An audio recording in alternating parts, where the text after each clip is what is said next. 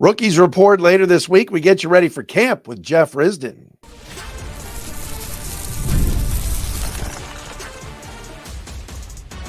You are Locked On Lions, your daily Detroit Lions podcast. Part of the Locked On Podcast Network, your team every day. What's happening, everybody? Matt Derry with you on a Thursday edition of Locked On Lions right here on the Locked On Podcast Network. Indeed, your team every day on a Thursday, July 18th and a Friday, July 19th. Yes, rookies will be reporting to Allen Park in less than 2 days. This is unbelievable. Jeff Risdon's going to join us from the Lions Wire momentarily, but thanks for making us your first listen. Checking us out wherever you get your podcast. Today's show brought to you by FanDuel. Make every moment more. You know what's going on, everybody. Not a lot of sports right now. But FanDuel is hooking up all customers with a little summer boost or bonus daily. That's right. Something for everybody every day all summer long. Visit FanDuel.com to get started. Follow us on Twitter at Derry Speaks, at Locked On Lions, and Matt Derry Facebook fan page. Thanks to those of you that subscribe and watch us every day on our Locked On Lions YouTube channel. I always reference it. Love always going to lionswire.com, lionswire.usatoday.com to read Jeff Risdon stuff. Covers the Lions, does a great job. Joins us today on the program live from Dayton, Ohio, where he is a super dad, as always. What's up, Jeff? It's good to be with you. Thanks for being accommodating for me. I appreciate you getting me while I'm on the road here. No problem. No problem. Congrats. So your son's going to be playing basketball at Michigan Tech. Your daughter's volleyball. It never stops for you. It doesn't. Thankfully, I got Lions coming up, and my calendar is cleared out. I will be at Allen Park starting next Wednesday when media is allowed to be there, and I will be there for the duration. So I'm looking forward to being in one spot for a little while. What are you most looking forward to? Obviously, just getting back in the swing, but what are you thinking in terms of what you want to see next week? I'm excited about all the new defensive additions. With the cornerback room being revamped, I want to see what we've got in DJ Reader, Marcus Davenport. I want to see, what the safeties look like. The defense has so much more potential this year than it has in any time in the past under Aaron Glenn, and I'm fascinated to see how he plays with it and what he's trying to do with it, because this is really the first time where there isn't an excuse for him anymore. He's got the talent at all three levels, presuming that everybody's healthy. Let's see what Aaron Glenn can do as a coordinator, and that's really what I want to see. More creativity, more allowance for talent to be talented, if that makes any sense at all. No, it totally does. And, the other day we were talking to Dalton Wasserman from PFF, and you're right. It's night and day in that secondary, right, Jeff? And that's where the most new faces are anyway. But, man, they're going to be so much better back there, aren't they? Their top four cornerbacks are all better than they were last year. In fact, I just wrote it up for Lions Wire today. The number 4 cornerback right now as we enter camp is probably Amik Robertson. He's better than anybody who was on the team last year. Yeah, that's true. He would have been the number 1 guy probably last year. He would have. He's small, but do not overlook that guy. The fight to size of dog ratio on that one is a really good one. We were doing a kind of a countdown list we do every summer here on the show about guys that could be first-time Pro Bowlers. And when I was putting the list together, and I like to go from 5 to 1, there was no question who number 1 was for me, and that's Brian Branch. I just think he's that good. How do you see his role changing this year? Because you got to see him more at safety this year, don't you? Absolutely. That's a great question, though. But we're all sort of wondering that because we didn't really see him in the spring. He was injured coming off of surgery. Is he going to be the slot corner again? Well, they've upgraded so many other places that can play slot that I think they're going to see more of him at roaming in the safety, as he did at Alabama. He can play the star role, which is sort of the box safety role. He can play a free safety role. He can play a coverage, like if they want to go split safety. He can do any of those things. And I think he's the best safety on the roster. And it's going to be interesting to see how they handle it because the depth at safety, as much as we just talked about how great the cornerback situation is, safety is a big question for me.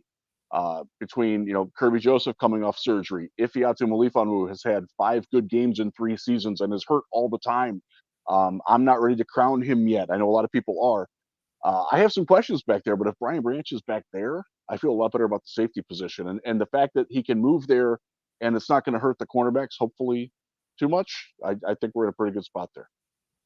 You're not a fan of two-way genius Sione Vaki yet? I love him as a running back, and I really, really love him as a return man and special teamer. And he is going to, you just talked about he has a shot to make the Pro Bowl as a special teamer. Probably Wow. not as a rookie, but he's got that level of like, remember Kasim Osgood, how he was on a roster for Yeah. years and years and years and basically only played special teams? Vaki can do that. Now he has more upside than that as a running back.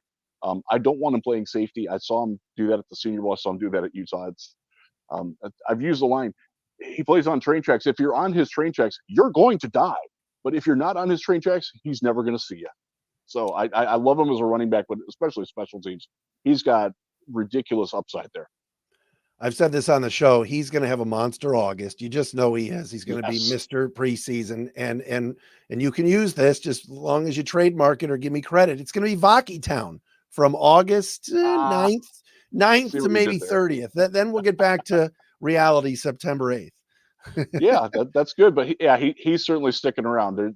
It's easy to see why they fell in love with him. Just watching him in this spring in the new kickoff and kick return drills, like he's the best guy that they've got already. And they hasn't even come on yet. Jeff Risdon with us from the Lions Wire. Greg Bedard out of Boston, that's covered the Patriots for a long time, is putting some stuff out there about Matthew Judon being unhappy, maybe not even showing up to camp. Patriots are a disaster. We know this, and it's the last year of his deal. Could you see Brad Holmes picking up the phone and sending a couple of picks New England's way and getting Judon here? You know, that's a tough one because you brought up it is the last year of his contract. I think it's a $13 million deal. He is 32. I think he turns 32 next month, coming off of an injury.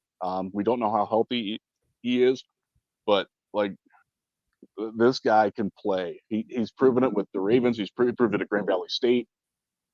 Just keep doubting him, and he will do so fantastic. But there's some questions there where I think they want to see what they've got in Marcus Davenport, what they've got in James Houston coming back off of injury at that other pass rushing role outside of Aiden Hutchinson before they make any move like that.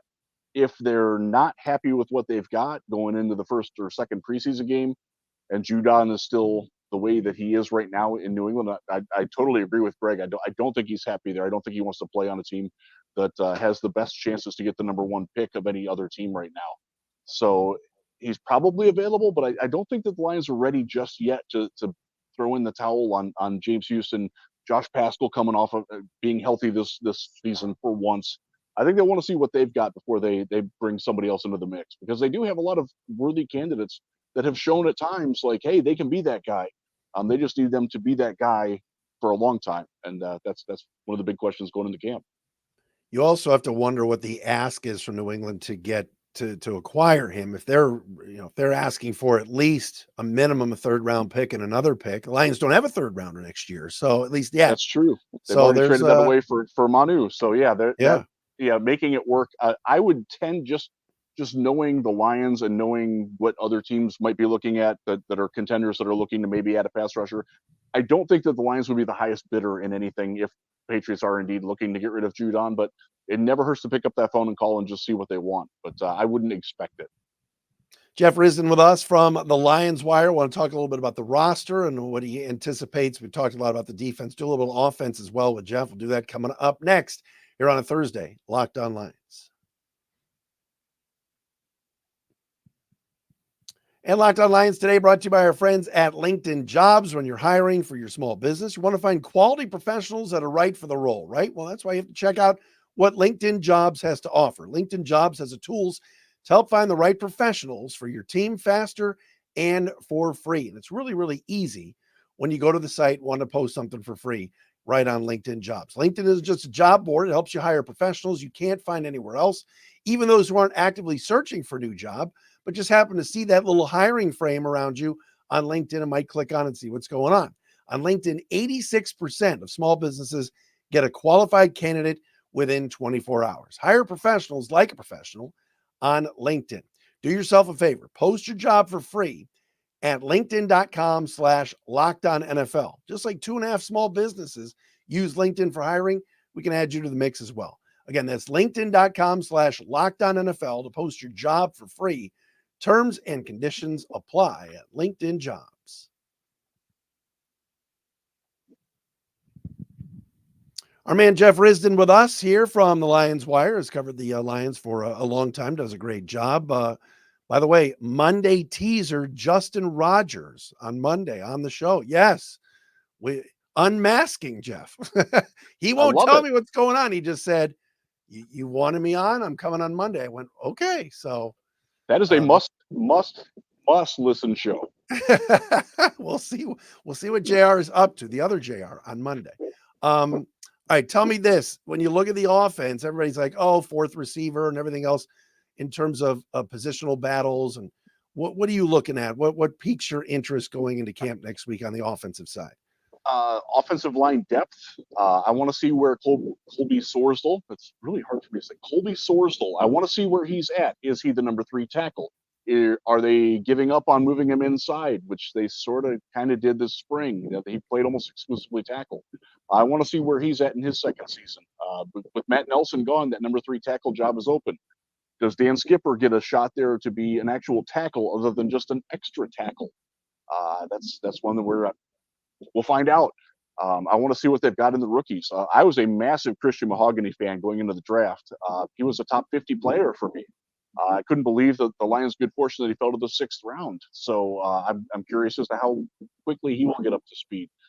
I want to see how Kevin Zeitler comes in. Look, I've covered Kevin Zeitler. I covered him with the Browns. I've talked to Ravens people about him. I was actually on a podcast not too long ago and we talked about it. I love the acquisition of him, but he's also coming off of an injury. So I just want to see how that all shakes out. I want to see what Manu has because I watched him this spring and you're like, holy crap, you see the physical potential, but man, he needs a lot of work. But how much has he done since we saw him last in early June to now on his technique and his footwork and things like that? I'm curious to see how quickly he's coming up to speed. And there's who's going to be the backup center. If it's Graham Glasgow, who fills in there. The offensive line shuffle to me is fascinating because they have not had good depth there. As great as the starters are, and they are the best starting 5 in football, the depth has been a big question for a long time, and they have tried to address it this offseason. I want to see how good that looks when they're going in and playing the Giants in the preseason and playing the Steelers in the preseason because those guys are going to play a ton, and they'll be battle tested anyways. You bring up a great point because last year at this time it was the same thing, and even during the preseason, the backups were awful on the O-line. But they always seem to find a way, don't they, Jeff? With Hank Fraley, he always finds a way where Goff is upright for most of the year. Matt, he's so good. He is like I've had the good privilege of getting to know and cover a lot of great offensive line coaches in the league. Hank is right there with them. His ability to teach and develop young players into any sort of technique that they want, whether it's gap, whether it's zone, and duo, anything. He's so good at it. We are blessed to have him in Detroit. I have a lot of faith in Hank that he will get these guys ready. But as far as talent level, it's a little scary when you think about it. But like you said, they've cobbled it together in the past, and in Hank we trust. Jamison Williams, where are you with him? Is this the breakout year, or you still have questions? What do you think? I actually think both. I do think it will be the breakout year, but I do also still have some questions. I know that sounds like a bit of a waffle, but he's going to be a guy he's going to make spectacular plays. He's going to do things that nobody else in a Lions uniform can do, including Amon-Ra St. Brown. His speed, the way that they used him this spring on some crossing routes and running deep across the field where you can't cover him, and he opens things up so much for other players. But he's going to drop some passes. That's just who he is. He's going to miss the occasional block. He's going to run the wrong route occasionally, although that's getting less frequent than in the past. It's sort of the cost of doing business with JMO. You're going to have to take the good with the bad. It's to go to other players. I covered Will Fuller when he was in Houston, and Will Fuller made DeAndre Hopkins a much better receiver, even though Will Fuller couldn't catch the ball to save his life. And I think JMO's better than that. So I understand the dynamics that play. He's not, look, if you're a fantasy football guy, you probably don't want to draft him super early. He's probably only going to catch 50 passes. That could be for 1,000 yards and 8 touchdowns, though. And I think we'll all be Yeah. happy with that if that happens. All right, DPJ, Antoine Green, or somebody else? What do you think? That's a question. That's another good question that we will see how it goes over. I would not rule out Isaiah Williams as an undrafted rookie coming up and making some noise there. Antoine Green is certainly a guy that's got physical potential. He's an interesting one. DPJ, look, I covered him with Cleveland. I was very happy that they traded for him last season. I don't know what they've got in him. He looks physically a lot bigger. His upper body looks like he was inflated this offseason. So I want to see what he's got once the pad comes on, because if he's got that sort of physicality to his game, that's a different dimension that can replace the Josh Reynolds role that they haven't really had. So that's another one to watch for sure. The depth at wide receiver behind the top three, and I will put Khalif Raymond as the number 3. And I don't think that there's a lot of question in the Lions' mind that he will be the number 3. So after that, though, I think all bets are off. Who knows? Maybe perennial camp hero Tom Kennedy will have another summer and make it again. Do I dare even ask you about the kicking situation, or we just laugh? Do we just laugh about it and add it to the list? I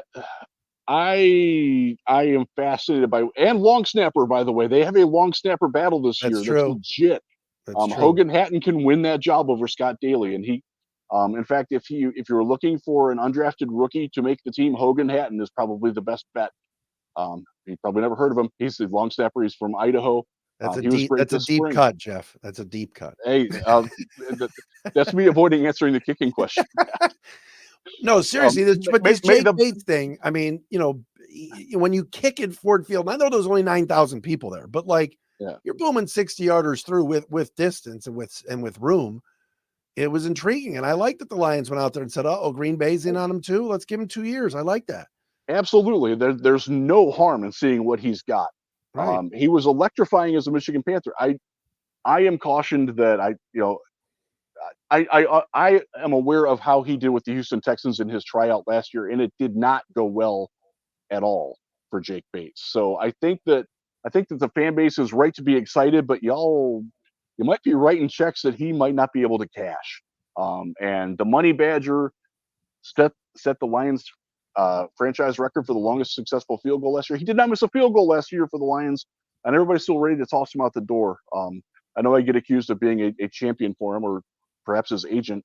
No, if Jake Bates beats him out, that's fantastic. That means we're better.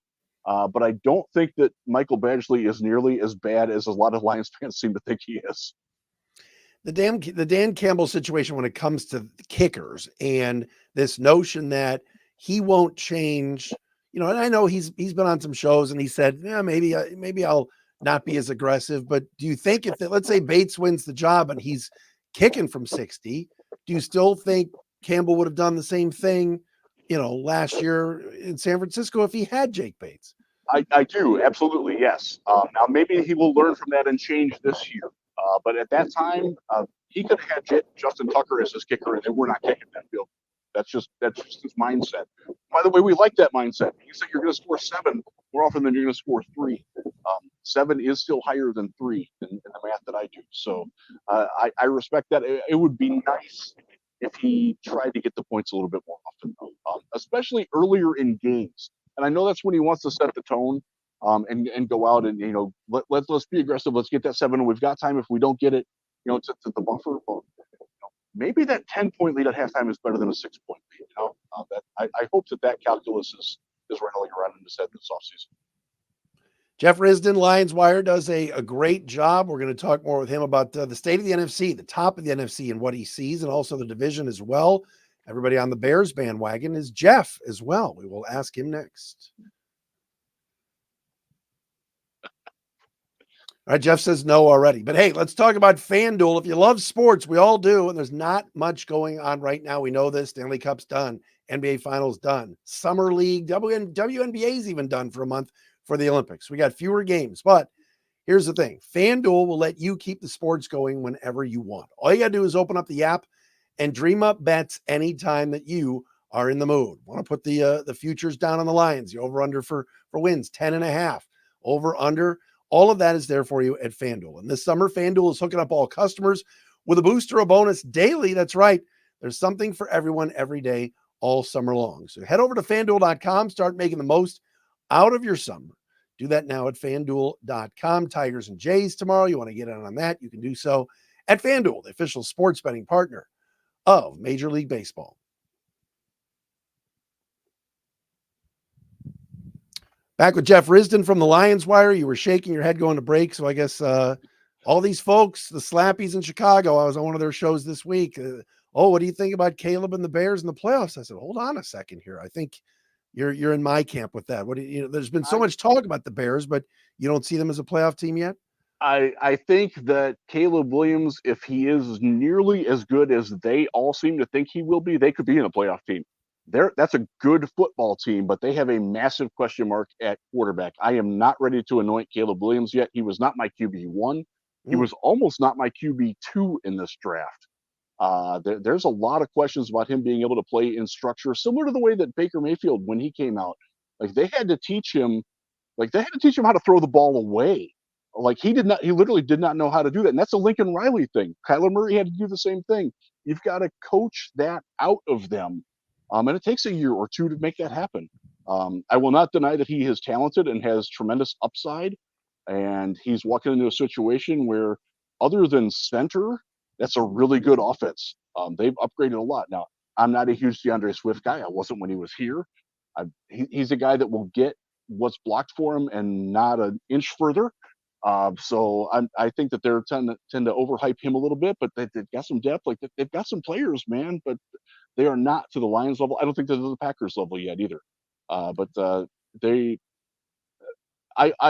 get why they're excited, because for so long they just have had nothing to be really excited about. But they've still got some holes. I still wonder a little bit about their coaches, but the arrow's definitely pointing up for them. I'll give them that.